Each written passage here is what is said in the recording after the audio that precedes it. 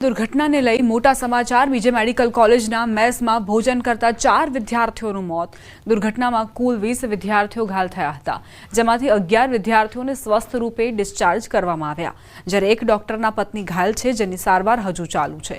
મૃતક વિદ્યાર્થીઓના નામ પણ સામે આવ્યા છે। છોકરાઓ ત્યારે જમતા હતા ત્યાં જે પ્લેન ક્રેશ થયું અને પ્લેન જે ત્યાં છોકરાઓમાંથી 4 છોકરાઓને દુઃખદ મૃત્યુ થયું છે। અત્યાર સુધીમાં 20 છોકરાઓને અત્યારે ટ્રીટમેન્ટ હેઠળ હતા, જેમાંથી 11 છોકરાઓ ડિસ્ચાર્જ થયા છે અને બીજા જે બી એડમિટ છે એ સ્ટેબલ છે। અત્યારે કેડી અને ઝાયડસ હોસ્પિટલ તથા સિવિલ હોસ્પિટલ અમદાવાદમાં એ છોકરાઓનો સારવાર ચાલુ છે। અત્યારે યુજીના કે મેડિકલ સ્ટુડન્ટ કોઈ બી અત્યારે મિસિંગ નથી, જે બી છે એ આઈડેન્ટિફાઈ કરી લેવામાં આવ્યા છે અને છોકરાઓનો બચાવ કરી લેવામાં આવ્યો છે। જિલ્લાના વીરપુર તાલુકાના કોઈડમ ગામના ડોક્ટર ઉમંગ પટેલનો પ્લેન દુર્ઘટનામાં ચમત્કારિક રીતે બચાવ થયો। તેઓ 12 જૂન 2025ના રોજ લંડન જવા માટે એર ઇન્ડિયાની દુર્ઘટનાગ્રસ્ત ફ્લાઇટમાં મુસાફરી કરવા રવાના થવાના હતા, પરંતુ અચાનક બીમાર પડી જતા તેમણે 11 તારીખે ટિકિટ રદ કરી હતી। 12 મેના રોજ જે ફ્લાઇટ તેઓએ પકડી હોત તો મૃત્યુ પામ્યા હોત। પરિવારજનો ભગવાનનો આભાર માની રહ્યા છે અને દુર્ઘટનામાં મૃત્યુ પામેલા યાત્રીઓ માટે શોક વ્યક્ત કર્યો। આપણી જે ફ્લાઇટ દુર્ઘટના બની એ ફ્લાઇટની મારી ટિકિટ હતી, પણ 9 જૂને હું મારી સાસરીમાં ગયો અને મારી વાઈફ કીધું કે તને તાવ આવે છે, મને બહુ તાવ ત્યાં ગયો એટલે તાવ ચડી ગયો હતો, તો કીધું કે આજે રોકાઈ જાઓ, સાંજે જવાય એવું નથી। અને એ સમય દરમિયાન મેં વિચાર્યું કે જો લંડન જઈને તાવ આવશે તો ત્યાં સેવા કોણ કરશે, એ રીતે પછી મેં ટિકિટ કેન્સલ કરાવી 12 તારીખની અને 15 તારીખની ટિકિટ કરાવી। 12 તારીખે જવાનું હતું, તેના બદલે ટિકિટ એક્સચેન્જ કરાવી 15 તારીખે જવાનું રાખ્યું, એટલે આજ એર ઇન્ડિયાની ટિકિટ એણે એક્સચેન્જ કરાવડાવી। તે ખરેખર ખૂબ જ સારું કર્યું અને મૃતકો જે આ ઘટના બની છે તે ખૂબ જ ખતરનાક બની છે, કરુણાજનક બની છે। પ્લેન ક્રેશની દુર્ઘટનામાં નોર્થ ઇસ્ટના એક તબીબનો ચમત્કારિક બચાવ થયો હતો। અમદાવાદ સિવિલમાં ફરજ બજાવતા અરુણાચલ પ્રદેશના ટેડી બરા પ્લેન ક્રેશની ગણતરીની મિનિટ પહેલા પોતાના ક્વાર્ટરમાં ઉપસ્થિત હતા। લંચ સમયે કપડા પર ડાઘ પડતા નહાવા જવાનો વિચાર કર્યો અને તે દરમિયાન હોસ્પિટલમાંથી કામ અર્થે ફોન આવતા તેઓ કપડાં બદલી ત્યાં જવા રવાના થયા અને તેઓ बची गया। घटना से पहले मैं वो कैंटीन में खाना खाने गया था। कैंटीन में खाना खाते समय में मेरा एक हमको कॉल आता है बायोप्सी के लिए, अल्ट्रासाउंड का बायोप्सी के लिए कोई बोला है वहाँ जाना है। तब वो उसी से हम इमीडिएटली जाके मेरा रूम में आगे गया। रूम में जाने के बाद मेरा ड्रेस गंदा हो गया था, जो खाना का दाग लगा था, जो कलर स्टेनो हुआ था। तब हम सोचे नहाएगा, लेकिन अभी के जैसे बहुत गर्मी ज़्यादा, इसलिए हम नहा के नया ड्रेस चेंज करके उधर से फटाफट निकल गया। जैसे ही हम हॉस्पिटल पे पहुंचा है तभी उसमें 4 मिनट का ब्लास्ट हुआ था, ऐसे ब्लास्ट साउंड हुआ है। इनिशियली हम सोचा था उसमें जो ऑक्सीजन, जो पीडियाट्रिक हॉस्पिटल का 200 बेड हॉस्पिटल का ऑक्सीजन सिलेंडर ब्लास्ट हुआ है, ऑक्सीजन प्लांट ब्लास्ट हुआ है। पहले लगा ऐसा? हाँ, लगा है। हाँ, इतना तो स्मोक आ रहा है। बाद में पता चला कि कोई आसपास बोला कि एरोप्लेन फॉल हुआ है। विमान दुर्घटना बाद फायर विभाग द्वारा दिवस रात कामगीरी कराई। अनेक लोकोना जीव बचाववामां आव्या।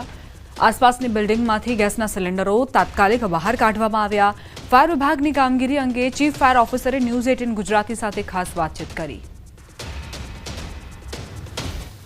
जून 2025 ये भारत देश कभी इस दिन को नहीं भूल पाएगा, क्योंकि इस दिन जो घटना हुई है, जो पूरा एयर इंडिया का प्लेन क्रैश हुआ, उसमें कई लोग मर चुके हैं और सबसे बड़ी चैलेंज यही थी कि किस तरह से इसका फायर रेस्क्यू किया जाए, इन लोगों की बॉडी किस तरह से बाहर निकाली जाए।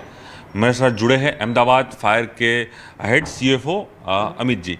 अमित जी, स्वागत है न्यूज़ 18 में आपका। पहला कॉल 12 जून कब आया फायर विभाग को, किस तरह की मूवमेंट आप लोगों की रही? हमें जो पहला कॉल मिला वो 1:40 के आसपास हॉटलाइन पे कॉल आया। हॉटलाइन जो इस्टेब्लिश है एयरपोर्ट में, एयरपोर्ट से हमारे कंट्रोल रूम में, तो फर्स्ट कॉल हमको वहाँ से मिला कि इमीडिएटली।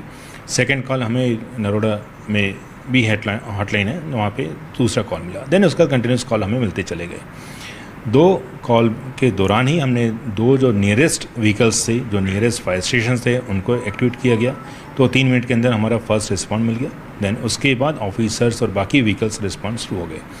तकरीबन 19 फायर स्टेशन से 61 फायर व्हीकल्स रिस्पॉन्ड किए और 360 के आसपास ऑफिसर्स और स्टाफ ने रिस्पॉन्ड किया था इस इमरजेंसी को हैंडल करने के लिए। सर, आपकी टीम वहाँ पर गई, आप खुद वहाँ पर गए होंगे, सबसे पहली चैलेंजिंग क्या चीज़ थी? फर्स्ट इंसिडेंट जो हुआ, एक तो एयरप्लेन क्रैश हुआ, देन उसका जो सेकेंडरी फायर हुई, तो सेकेंडरी फायर के कारण जो आसपास की जो ट्रीज थे, प्लांट्स थे, उनमें फायर लगी, आसपास जो बिल्डिंग थी वो डैमेज हुई। जब हम लोग वहाँ रिस्पॉन्ड किए तो फायर फाइटिंग तो फर्स्ट स्टार्ट किए, सेकंड हमने इमीडिएटली स्टार्ट किए थे रेस्क्यू ऑपरेशन, क्योंकि ये बिल्डिंग क्लस्टर्स है, तकरीबन 9 बिल्डिंग वहाँ पे हैं, 4 बिल्डिंग फ्रंट साइड में जहाँ पे फायर स्प्रेडेड थी ड्यू टू ATF फ्यूल, बैक साइड की 4 बिल्डिंग्स में डेंस स्मोक था और ग्राउंड फ्लोर में फायर थी, जो कि वो पार्क्ड व्हीकल होते हैं 2 व्हीलर 4 व्हीलर रेजिडेंट्स के, उनमें भी फायर हो चुकी थी। तो जो हमारी टीम ने रिस्पॉन्ड किया तो उनके लिए चैलेंजिंग था कि उतने डेंस स्मोक में, उतने हीट में ऊपर जाना, और जो बिल्डिंग है ये G+5 बिल्डिंग है, तो लिफ्ट नहीं है वहाँ पे, तो स्टेयर से ही आपको अप्रोच करना था, रेस्क्यू करना था। तो हमारी टीम ने SCBA सेट पहना, वियर किया और हेलमेट्स ले करके देन ऊपर पहुँचे। तकरीबन 30 के आसपास लाइव पर्सनस को रेस्क्यू किया गया। आउट ऑफ जगह से भी कहीं पर मंगाने की बात हुई थी, वो पूरा किस तरह का रहा था? हाँ जी, एक्चुअली स्ट्रेटेजिक मूव उस वहाँ पे करना था, क्योंकि आप देखेंगे कि एक साइड में बहुत बड़ी फायर थी, ATF फ्यूल वहाँ पे लीकेज होके पूरा फायर था, क्रैश हुआ था प्लेन। सेकंड साइड में जो 4 बिल्डिंग की तरफ था, जहाँ पे ग्राउंड फ्लोर पे फायर थी, 2 व्हीलर्स थे, 4 व्हीलर्स थे, बट वहाँ पे लाइव्स थी, तो उन्हें एक्सेस करने के लिए, इमीडिएट अप्रोच करने के लिए वॉल तोड़ी गई, और वहाँ से फिर जो हमारे जवान है, फायर की टीम है, बाकी जो सपोर्टिंग स्टाफ थे, उन्होंने भी NDRF, SDRF और सपोर्टिंग एजेंसी थी जिनके द्वारा रेस्क्यू किया गया। तो हमारी टीम ने तकरीबन 30 पर्सन्स का लाइव रेस्क्यू किया। पूरे गुजरात से अलग अलग एरिया से भी फायर की टीम आई थी, अहमदाबाद की हर टीम ने पूरी रात तक ये काम किया है, और कह सकते हैं कि शायद अहमदाबाद में पहली बार ऐसी घटना, और पूरे देश में पहली बार ये घटना हुई, और पूरा देश इसमें શોકમગ દિખ રહા હૈ। કેટલાક લોકો દેવદૂત બનીને આવ્યા અને કેટલાય લોકોની જિંદગી બચાવી। અમદાવાદમાં ધોબી કામ કરતા યુવાનો દુર્ઘટનામાં હીરો બન્યા। જયેશ લશ્કરી અને જતિન લશ્કરી બંને ભાઈઓએ 15થી વધુ લોકોને બચાવ્યા અને 15 જેટલી મહિલાઓને સુરક્ષિત બહાર કાઢી।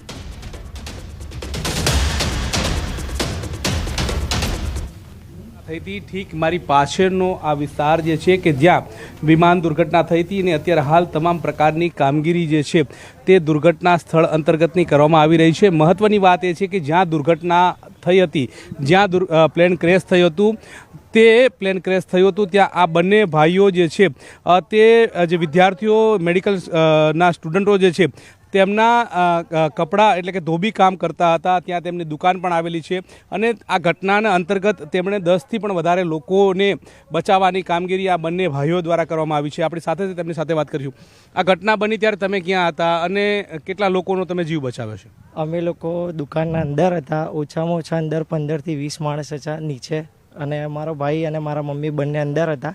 ત્યારે મારા ભાઈએ જોયું કે આવો હાદસો ઘટ્યો, ત્યારે એને એવું લાગ્યું કે કંઈક બોમ્બ ફૂટ્યું કે એવું એને લાગ્યું। ત્યારે મારો ભાઈ અંદરથી જોયું ને ત્યારે દિવાલ પડી કે એમ કંઈ બી, તો બધાને બારીના જોડે લઈને ભાગ્યો ને ત્યાંથી બધાને બહાર કાઢ્યો, બારીમાંથી કૂદાડ્યા બધાને કે ભાઈ આવું ઘટના ઘટી છે। એને લાગ્યું કે બોમ્બ ફૂટ્યો હશે એવું લાગ્યું એને, ત્યાંથી એને બધાને બહાર કાઢ્યા। અને મારા જોડે એક નાનું છોકરું હતું 4-5 વર્ષ જેવું, અને એને લઈને અમે બહાર મેદાનમાં દોડ્યા કે પડી જશે તો આપણે બી દબાઈ જશે, એમ કરીને બહાર દોડ્યા અમે લોકો। અને બાકી એના પછી બી જેટલા લોકો હતા તેને બધાને ખેંચીને બહાર મેદાનમાં લાવ્યા કે જે લોકો બચી જાય, દબાઈ ના જાય અંદરને। નાની 2.5 વર્ષની છોકરીને હતા તે ઉપર જ રહ્યા। આ ઘટના બની ત્યારે કેટલો ડર લાગતો હતો તમને? ડર તો બહુ વધારે હતો, કેમ કે 5-10 સેકન્ડ માટે તો એટલા વધારે થઈ ગયું કે કંઈ ખબર જ ના પડી। એટલું જોરથી અવાજ આવ્યું કે અમને શાયદ એવું લાગ્યું કે આ બોમ્બ બ્લાસ્ટ છે। પછી થોડીક વાર પછી અમે પાછળ આવીને પછી જોયું, ત્યારે અમને 10 મિનિટ પછી આ ખબર પડી કે આ વિમાન છે, આ બોમ્બ બ્લાસ્ટ નથી। પણ અમારાથી થોડુંક જે બની શક્યું, સૌથી પહેલાં મેં મારા મમ્મીને બહાર કાઢ્યું। અંદર બહુ અંધારો હતો અને મેઇન ગેટ ઉપર એને શાયદ આમ આગ લાગવા જેવું લાગતું હતું, એટલે એને બારીમાંથી અમે જેમ બન્યું ને એમ બારીમાંથી અમે કાઢવાની કોશિશ કરી અને એક બે નાના પણ માણસ હતા જે છોકરી જેવા એટલે 10-12 વર્ષની છોકરી જેવા હતા જેને બધાને ઉપાડીને અમે બહાર નાખ્યા અને પછી અમે બારીમાંથી બહાર આવ્યા ખુલ્લા મેદાનમાં અને પછી થોડીક વાર આવીને પછી બહાર જોયું ત્યારે આ વસ્તુ ખબર પડી કે આ તો પ્લેન ક્રેશ છે, બોમ્બ બ્લાસ્ટ નથી થયું. તમે કેટલા લોકોને બહાર કાઢ્યા હતા આ ઘટના બની ત્યારે? 8 થી 10 જણા હતા જેમાં વધારે તો બધા લેડીઝ જ હતા અને જેન્ટ્સ પછી હું બહાર આવ્યો એના પછી મેં એમને બૂમ પાડીને આવું કીધું કે આ પ્લેન ક્રેશ છે, આ બોમ્બ બ્લાસ્ટ નથી એટલે તમે અંદરના અંદર ના ઊભા રહો, તમે બહાર આવી જાઓ. એટલે એ લોકો પણ પછી બારીમાંથી બહાર આવ્યા અને અમુક અમારી મેસના ઉપર પણ અમુક હતા જે બીજી મેસ ચાલે છે ત્યાં ઉપર અમુક લોકો એને બહાર આવીને ઊભા હતા કેમ કે જે મેન સીડી હતી ને એ ભાગ જ તૂટી ગયું હતું એટલે એ લોકો સીડીથી ઉતરીને નતા આવી શકતા એટલે એ લોકો એને બહાર કૂદવા માટે આવી ગયા હતા. તમે ત્યારે શું કામ કરતા હતા અને કેટલા લોકોને તમે બહાર કાઢ્યા ત્યારે? અમે અંદરથી ઓછામાં ઓછા 15 થી 20 લોકોને બહાર ભાગતા જોયા. એ લોકોને સલામત રીતે અહીંયા બહાર મેદાનમાં ખેંચી લાવ્યા જેટલા લોકો બચ્યા એ લોકોને અને અમુક લોકો બહુ ખરાબ રીતે ગંભીર રીતે એટલે ઘાયલ હતા. એ લોકોને જે અમારથી બન્યું એટલું એ લોકોને અમે કર્યું, અહીંયા બહાર લઈને મૂક્યા સાઈડમાં. અને અમુક તો એવું કે સપના જેવું લાગતું હતું કે ખબર જ નથી કે શું થયું છે શું નહીં ઘટ્યું, કોઈને હોશ નહીં. અમુક લેડીઝની છે પડેલી, અમુક ના હાથે કંઈ જ ભાન નહોતું કે શું થઈ રહ્યું છે.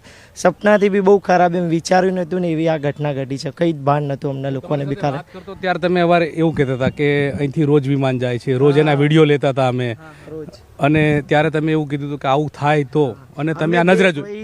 અમે બે ભાઈ રોજ કપડાં નાખી ઉતારી અહીંયાથી મોટા મોટા જમ્બો જેટ, કટાર એવા ઘણી બધી ફ્લાઇટો અમે જોઈ છે ઉતરતા ચડતા. અમે બે ભાઈ લોકો રોજે કહેતા હતા કે કોઈ દિવસ આવી કંઈ ઘટના ના ઘટે આપણે અહીંયા, કારણ કે આ બહુ નીચું છે, અહીંયાથી બહુ નીચેથી વિમાનો નીકળે છે. અમે કેટલી વાર ઘણી વાર કીધું છે કે આપણે અહીંયાથી જતા રહીએ કાં તો કોઈને કંઈ કહીશું કે ભાઈ આવું કોઈ દિવસ કોઈ ઘટના ઘટી ના જાય એવું, અને જે નહોતું વિચાર્યું એ જ આજે અહીંયા